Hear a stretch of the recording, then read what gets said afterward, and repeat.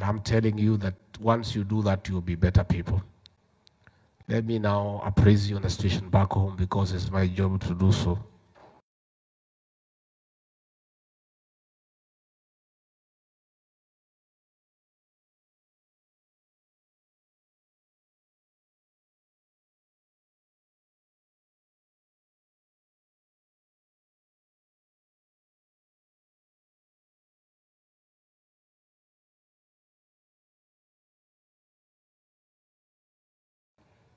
Mbele iko sawa. Iko sawa.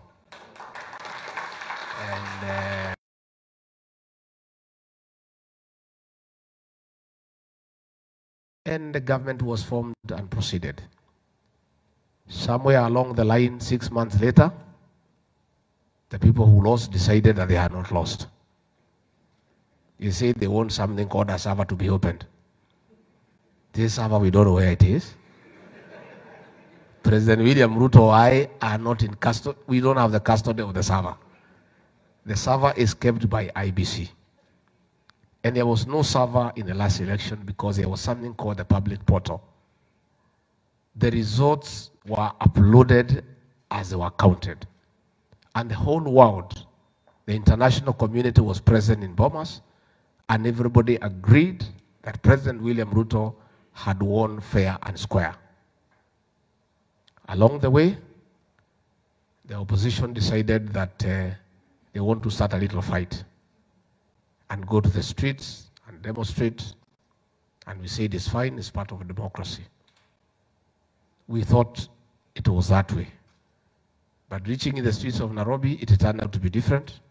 It is destruction of property, looting of property, theft, and there was a lot of problem because people could not open businesses. And as a government, we said no. And we refused them to get to the CBD and other business areas. Along the way, they reached out to the president and said, it's not working. They want us to give them an exit strategy, which we agreed.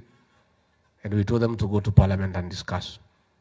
That discussion has started, but we said there can only be one discussion. One, we cannot discuss about the server because it's not within our purview. Number two, they were saying the Cherera 4 should be reinstated. There is no constitutional framework to reinstate them because they resigned on their own. They were saying they want to discuss cost of living, a good thing, only that they were not sincere. Because when they were in government through the handshake, the cost of unga was 230, and they were not demonstrating then, and they were not making noise. The cost of unga has gone down to 180, 170. As of this morning, it's 159. So it's just an excuse. So if anybody wants to discuss the price of unga, the cost of living, there are constitutional provisions how to do it in the National Assembly, where the budget making process is done and they are represented in Parliament. Where the finance bill on taxation is discussed, they are represented in Parliament. So issues, cost of living, the arena of discussion is the National Assembly. So we are only left with one issue, the IBC. Let that discussion go on. And what will be the outcome? The National Assembly and Senate will decide and will be able to make progress. The only thing we have said, there will be no handshake. There will be no handshake.